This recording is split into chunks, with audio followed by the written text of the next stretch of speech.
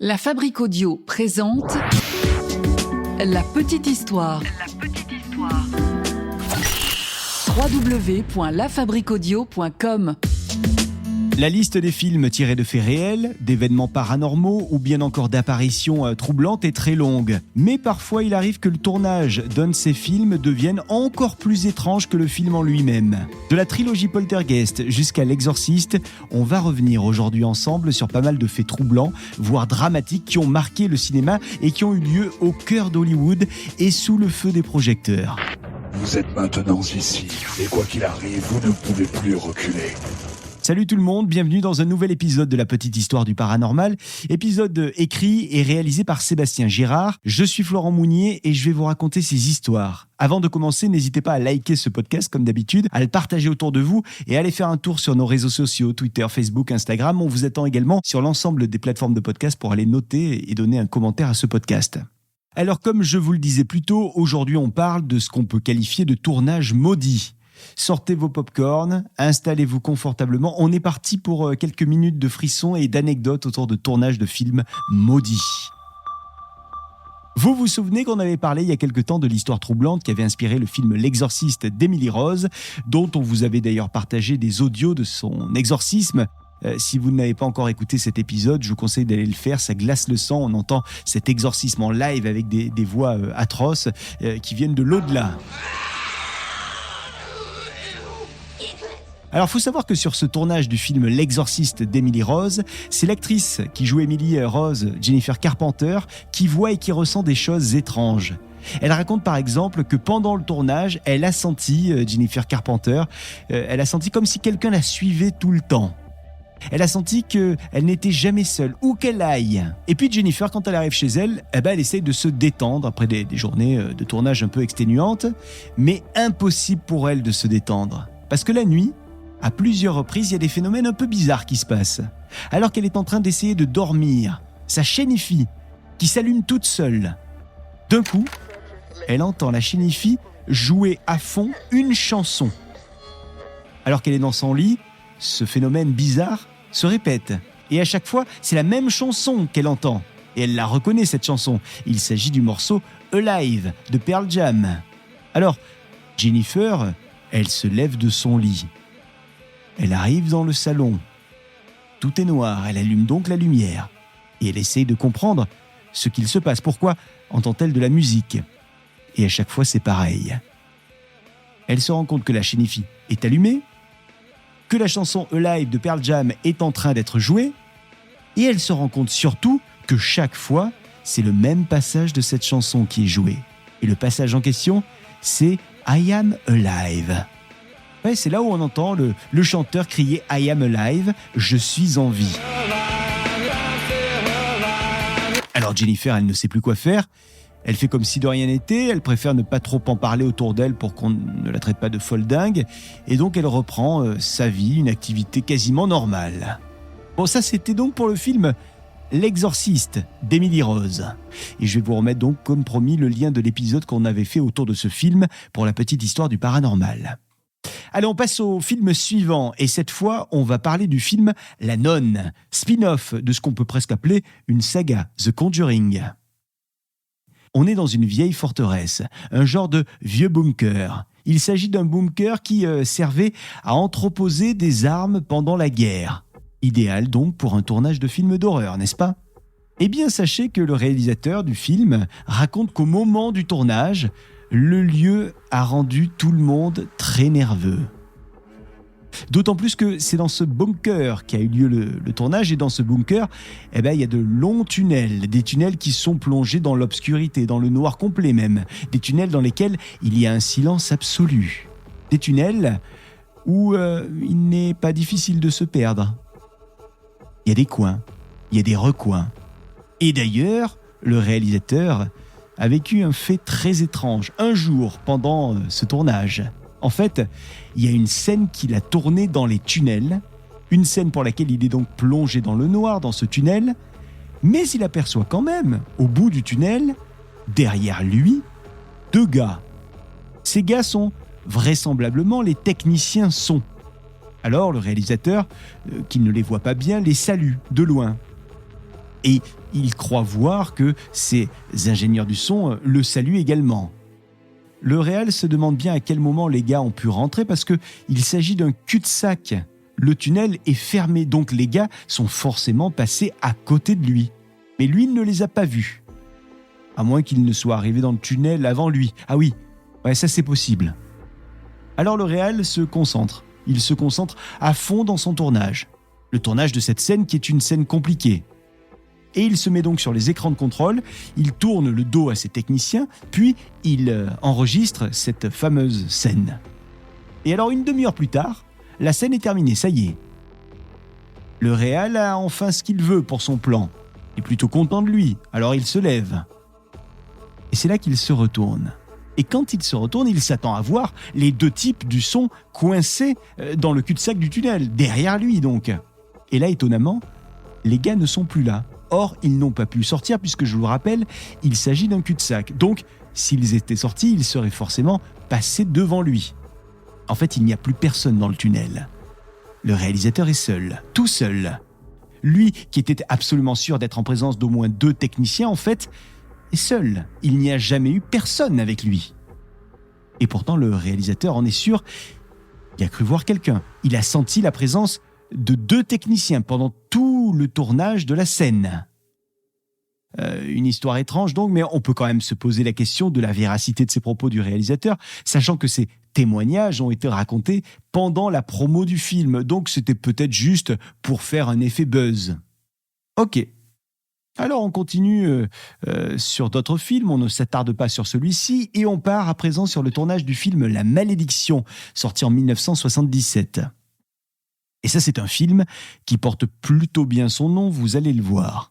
D'abord, à plusieurs reprises, on a un problème avec des avions sur ce film. Des jets privés, précisément. Vous allez me dire, tant pis pour l'équipe, ils n'avaient qu'à pas prendre des moyens de transport polluants. Bon, d'accord. Mais quand même, les gars, à cause de ces jets privés, ont failli y passer. Tout d'abord, c'est le cas de l'acteur Gregory Peck. Et puis, c'est le cas aussi du scénariste David Seltzer. Tous les deux viennent sur le tournage en jet privé. Et tous les deux ont un problème avec leur avion. Leur avion va être frappé par la foudre. Ça fait quand même beaucoup, 2 avions frappés par la foudre. Et ce n'est pas fini. Je vais encore vous balancer une autre histoire avec l'acteur Gregory Peck, ce même acteur qui, après avoir tourné des scènes en Israël, doit rentrer aux États-Unis. Et il décide, pour rentrer aux États-Unis, de louer un jet privé. Alors visiblement, les histoires précédentes ne lui ont pas suffi, il avait l'intention de louer un jet privé, mais il a décidé au dernier moment, on ne sait pas pourquoi, d'annuler la location de ce jet privé. Il a fait ça à la dernière minute. Alors la compagnie qui devait louer cet avion s'est tout de suite mise en tête de louer l'avion à d'autres personnes et ils ont réussi à louer l'avion à 5 businessmen japonais. L'avion est donc réservé. Le jet privé décolle. Mais malheureusement pour ces voyageurs, ils ne verront jamais leur destination finale puisque l'avion s'est écrasé et que les 5 gars à bord sont morts. Gregory Peck l'a échappé belle. Allez, encore une autre histoire, toujours sur le même tournage. Ce jour-là, la production loue un petit avion, encore un, pour faire des photos aériennes. Il n'y a pas de drone qui existe à ce moment-là. Mais on annule la réservation de cet avion. Au dernier moment, là aussi. Sachez que peu de temps plus tard, c'était pas le même jour, c'était quelques jours plus tard. L'avion est loué par d'autres personnes et l'avion s'écrase à son tour. Et l'ensemble des passagers à son bord meurent. Alors sur ce tournage, il y a aussi des chiens qui ont été dressés et qui jouent dans quelques scènes du film. Alors habituellement, les chiens dressés savent exactement ce qu'ils ont à faire. Des chiens qui sont habitués au plateau de tournage, des chiens qui sont habitués à voir du monde. Là, ce sont des Rottweilers, 2 Rottweilers. Tout semble bien se passer pour l'instant avec ces chiens, jusqu'à ce que, un jour, sur le plateau, les 2 Rottweilers commencent à grogner.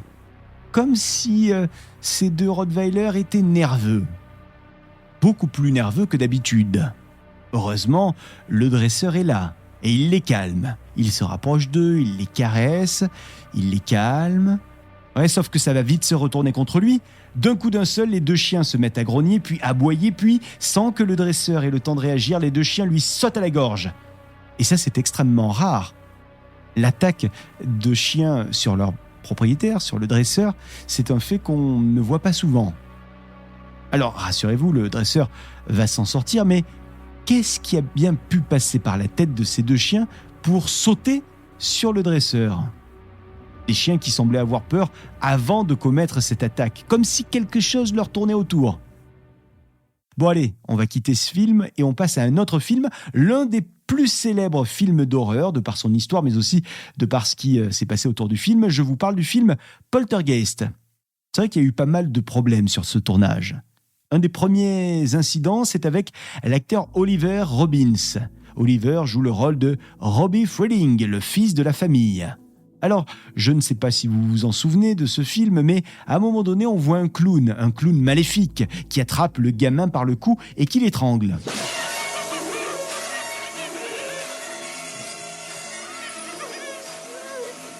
Et donc pour le tournage, c'est un marionnettiste qui a été missionné pour gérer la marionnette et la faire vivre.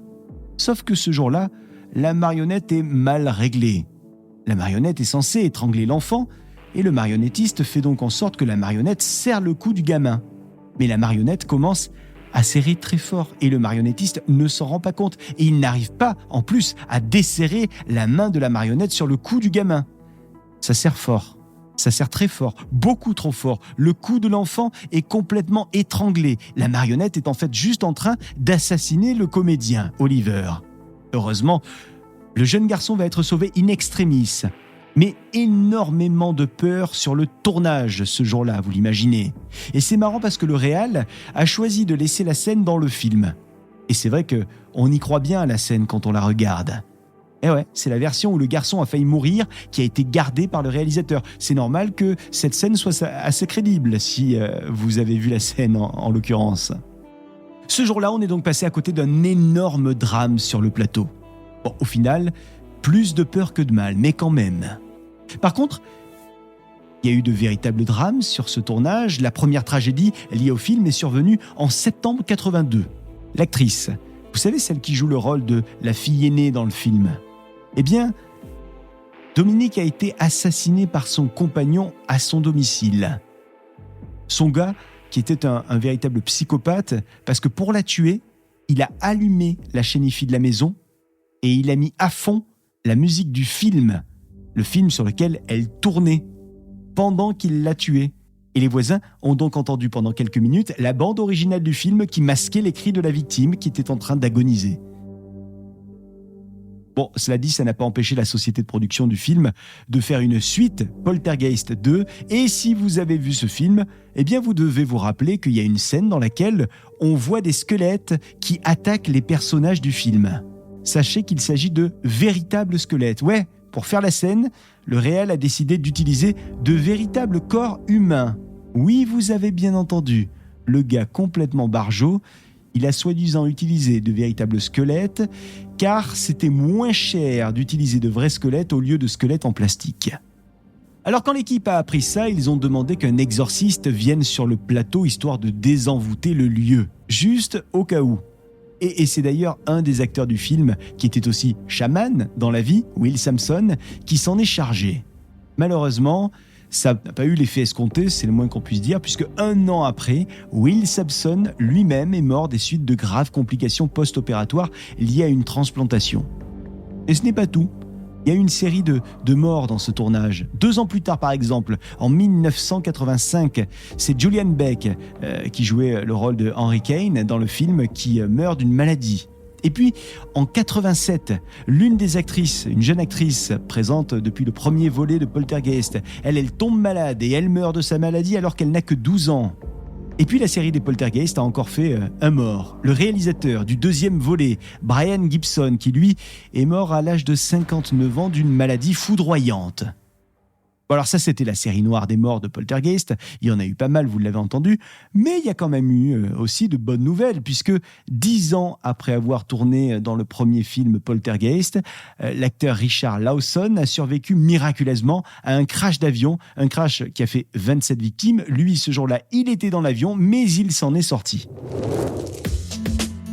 Voilà donc pour cet épisode de la petite histoire du paranormal sur les histoires étranges survenues lors des tournages de films d'horreur. Il en existe beaucoup d'autres de tournages maudits, donc si vous souhaitez qu'on fasse un deuxième épisode autour de ces tournages maudits, faites-le nous savoir en commentaire et croyez-moi, vous ne serez pas déçus. Voilà pour cet épisode que j'ai eu le plaisir de vous narrer. La petite histoire du paranormal est écrite et mixée par Sébastien Girard. On se donne rendez-vous la semaine prochaine pour un nouvel épisode de La Petite Histoire. Et je vous rappelle qu'il y a une chaîne spéciale de La Petite Histoire du paranormal qui vous attend sur l'ensemble des plateformes de podcast. La Fabrique Audio présente La Petite Histoire. Vous souhaitez devenir sponsor de ce podcast ? Contact @lafabriqueaudio.com. Avant de se quitter, je vous rappelle que La Fabrique Audio, qui produit ce podcast, crée des podcasts pour les marques, les entreprises, les associations. Donc, si vous souhaitez un contenu audio à votre image, vous nous envoyez un petit mail, histoire qu'on prenne contact ensemble. Contact @lafabriqueaudio.com, la fabrique avec un K.